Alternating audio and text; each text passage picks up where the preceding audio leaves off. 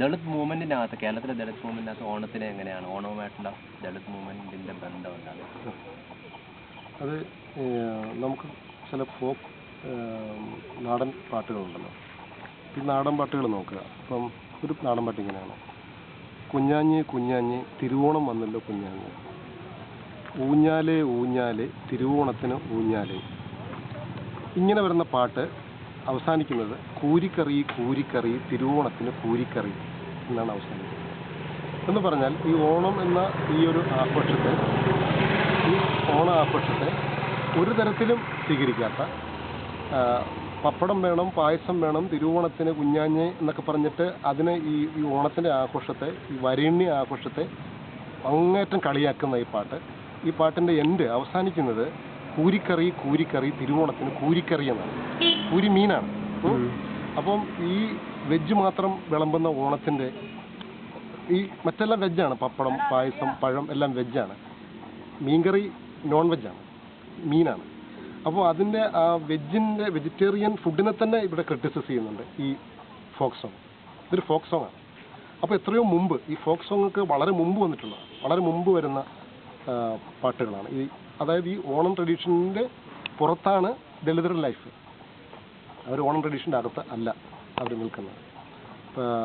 രണ്ടാമത്തെ എക്സാമ്പിൾ എന്ന് പറയുന്നത് ഇതുപോലെ ഓണവുമായിട്ട്, ഓണം എന്നുള്ളതല്ല, ഹിന്ദു ഐസേഷൻ്റെ പുറത്താണ് ദളിതരെന്നതിൻ്റെ രണ്ടാമത്തെ എക്സാമ്പിൾ എന്ന് പറയുന്നത് ടെമ്പിൾ എൻറ്ററിങ് ഇതുണ്ട്, പ്രൊക്ലമേഷൻ, ക്ഷേത്ര പ്രവേശന വിളംബരം. ക്ഷേത്രപ്രവേശന വിളംബരത്തിനെ വളരെ ഇതായിട്ട് തമാശയോടുകൂടി അതിനെ തള്ളിക്കളയുന്ന ഒരു പാട്ടുണ്ട്. ഇതുപോലെ തന്നെ ഒരു പാട്ടുണ്ട്. ഇവരെല്ലാം അമ്പലത്തിലേക്ക് പോകാൻ വേണ്ടിയിട്ടാണ്, നമുക്കും ക്ഷേത്രത്തിൽ പോകാം, പോയി ദൈവത്തെ തൊട്ട് തൊഴാമേ എന്ന് പറഞ്ഞിട്ട് ചക്രത്തിലിരുന്ന് കറങ്ങുന്ന തമ്പ്രാൻ, ചന്ദനമെടുത്ത് എറിയുന്ന തമ്പ്രാൻ, തമ്പ്രാൻ്റെ പൊക്കളിൽ നിന്നും ഒരു പുഷ്പം വിരിച്ച് നിൽക്കുന്ന കാണാം. അങ്ങനെ ഈ പറയുന്ന ബിംബങ്ങളെ, ഈ ഹിന്ദു ദൈവങ്ങളെ, വിഷ്ണുവിനെ ഒക്കെ വല്ലാണ്ട് വിമർശിക്കുന്ന, അമ്പലത്തിൽ പ്രവേശനമല്ല ഞങ്ങളുടെ ആവശ്യമെന്ന് പറയുന്ന ഹിന്ദുത്വയെ അങ്ങേയറ്റം ക്രിട്ടിസൈസ് ചെയ്യുന്ന നിരവധി ഫോക്ക് സോങ്ങുകൾ നമുക്ക് കാണാൻ കഴിയുന്നുണ്ട്. ഇത് ഫോക്ക് സോങ്ങുകളല്ല, ഇത് ശരിക്കും ലൈഫാണ്, കൾച്ചറൽ ലൈഫാണ്. ദളിത് കൾച്ചർ അവരുടെ ലൈഫ് കൾച്ചറിലാണ് നമുക്ക് അതിൽ നിന്നും കാണാൻ കഴിയുന്നത്. അതാണ് ഈ തരത്തിൽ മനസ്സിലാക്കാൻ കഴിയുന്നത്. ഓണത്തെ സംബന്ധിച്ച് ഇങ്ങനെ നിരവധി മിത്തുകളുണ്ട്.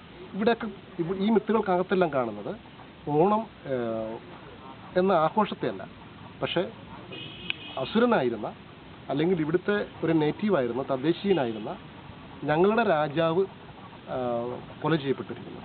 ആ കൊല ചെയ്തത് നിങ്ങൾ വളരെ ആസൂത്രിതമായി കൊന്നതാണ്. അത് ഇപ്പോൾ ദളിത്, പ്രായമുള്ള ദളിതരൊക്കെ പറയുന്നത് മണ്ണിനടിയിലേക്ക് ചവിട്ടി താഴ്ത്തി എന്നല്ല പറയുന്നത്, കൊന്നിട്ട് ചെളിക്കകത്തേക്ക് ചവിട്ടിയിട്ടതാണ്. അത് ചിത്രങ്ങൾ, ഫോട്ടോസിൽ കാണിക്കുന്നത് തലയിലൊരു കാൽ വെച്ചിട്ട് ഇങ്ങനെ കൊണ്ടുപോകുന്നു, ചവിട്ടുന്നു, അപ്പോൾ പതുക്കെ മണ്ണിടിയിലേക്ക് പോകുന്നു. പക്ഷേ ഒരുപാട് ദളിത് പ്രായം ചെന്നവർ പറയുന്നത് നേരെ തിരിച്ചിട്ടാണ്. എവിടെ ഒരിടത്ത് വെച്ച് അത്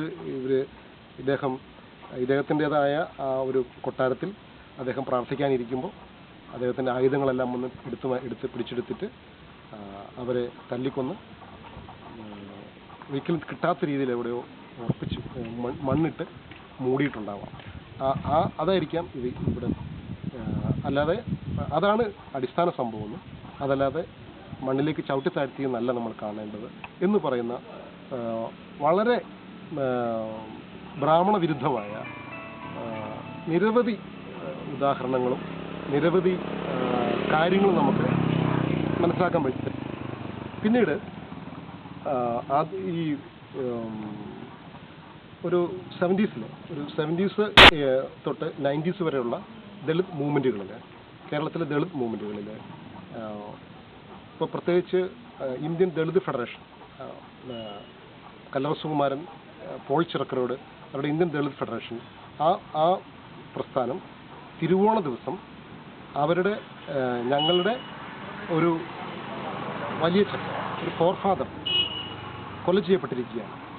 അതുകൊണ്ട് തന്നെ ഈ ദിവസത്തെ ഞങ്ങൾ ദുഃഖ ദിവസമായിട്ടാണ് കാണുന്നത് എന്ന് പറഞ്ഞുകൊണ്ട് ആ ദിവസങ്ങളിൽ ഭക്ഷണം കഴിക്കാതെ, ഒരു ദിവസം ഭക്ഷണം കഴിക്കാതെ ടൗണിൽ പോസ്റ്ററും ബാനറൊക്കെ വെച്ചിട്ട് നമ്മൾ മലയാളത്തിൽ പറയുമ്പോൾ ഇതാ ഉപവാസം ഹാങ്ങർ സ്ട്രൈക്ക്. ഒരു ദിവസം ഹാങ്ങർ സ്ട്രൈക്ക് നടത്തുന്ന കുറേ മൂവ്മെൻറ്റ്സുകൾ ഉണ്ടായിട്ടുണ്ട്. കേരളത്തിൽ പലയിടത്തും ഉണ്ടായിട്ടുണ്ട്. ഞാനൊക്കെ ഹാങ്ങർ സ്ട്രൈക്കിൽ പോയിരുന്നിട്ടുണ്ട്. ഈ തിരുവോണ ദിവസം ഞാൻ പ്രീ ഡിഗ്രി സ്റ്റുഡൻ്റ് ആയ സമയത്ത് എൻ്റെ നാടായ ചെറുതോണിയിൽ അന്നത്തെ അവിടുത്തെ ഇന്ത്യൻ ദളിത് ഫെഡറേഷനും മറ്റ് ദളിത് മൂവ്മെൻറ്റ്സുകളും നടത്തുന്ന ഈ ഹാങ്ങർ സ്ട്രൈക്കിൽ, ഈ ഓണ ദിവസത്തെ ഹാങ്ങർ സ്ട്രൈക്കിൽ രാവിലെ തൊട്ട് ഫുൾ ഫുഡ് കഴിക്കുന്നില്ല. രാവിലെ 10 മണി മുതൽ 5 മണി വരെ ഈ ടൗണിലാണ്. അതിൽ ഞാൻ പങ്കെടുത്തിട്ടുണ്ട്, ചെറുതോണിയിൽ ഞാൻ പങ്കെടുത്തിട്ടുണ്ട്. അപ്പോൾ അത് വളരെ പ്രധാനപ്പെട്ട ഈ ഓണത്തിനെ എതിർക്കുന്ന ഒരിതാണ്, ഒരു റെസിസ്റ്റ് ചെയ്യുന്ന ഒരു ഉദാഹരണമാണ്. അതുപോലെ തന്നെ ഓണ ദിവസങ്ങളിൽ തന്നെ ദലിതരും ബാക്ക്വേർഡ് കമ്മ്യൂണിറ്റീസും ഒക്കെ ഈ ഓണ ദിവസത്തിൽ നോൺ വെജാണ് കഴിക്കുക, വെജല്ല കഴിക്കുക. മീൻ, ഇറച്ചി, ബീഫ്, അങ്ങനെ അവർ നോൺ വെജാണ് കഴിക്കുക.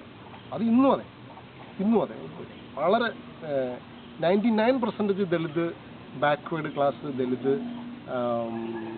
ട്രൈബ്സ് ഇന്നും നോൺ വെജാണ് കഴിക്കുന്നത്. എനിക്ക് തോന്നുന്നു നമ്മുടെ ഒരു മിഡിൽ ക്ലാസ് തൊട്ട് ഹൈ ക്ലാസ് വരെ, നായർ, കേരളത്തിലെ നായർ, നമ്പൂതിരി അങ്ങനെയൊക്കെ വരുന്ന വിഭാഗങ്ങൾ മാത്രമാണ് ഇന്നും ഓണ ദിവസം വെജ് കഴിക്കുന്നത്. ബാക്കി എല്ലാവരും നോൺ വെജാണ് ഓണ ദിവസം കഴിക്കുന്നത്. അവരെ സംബന്ധിച്ച് ഓണം എന്ന് പറയുന്നത് അവർ ഫെസ്റ്റിവൽ ഡേ ഒന്നുമല്ല, ഫെസ്റ്റിവൽ ഡേ ആയിട്ട് എടുക്കുന്നില്ല. പക്ഷേ സെയിം ടൈമിൽ government, political power, cultural hegemony, അത് അവർ വേറൊരു തരത്തിൽ TV, film sections, TV medias, printing magazines, ഗവൺമെൻറ്റിൻ്റെ കൾച്ചറൽ ഓഫീസസ്, ഇവരൊക്കെ കൊണ്ടുവരുന്ന ഒരുപാട് ഫെസ്റ്റിവൽസ് ഉണ്ട്, ആർട്ടിഫിഷ്യൽ ഫെസ്റ്റിവൽസ് ഉണ്ട്. അതിലൂടെ ടെക്നിക്കലി ഈ ആളുകളും അതിൻ്റെ ഭാഗമായിട്ട് മാറുന്നുണ്ട് എന്നതല്ലാതെ ആക്ച്വലി അവർ ഓണത്തെ ഇന്നും അവർ ഒരു പ്രാധാന്യത്തോടെയും കാണുന്നില്ല. ഓണം അവരുടെ ദേശീയ ഉത്സവമല്ല, ഹിസ്റ്റോറിക്കലി അല്ല, പ്രായോഗികമായിട്ടുമല്ല.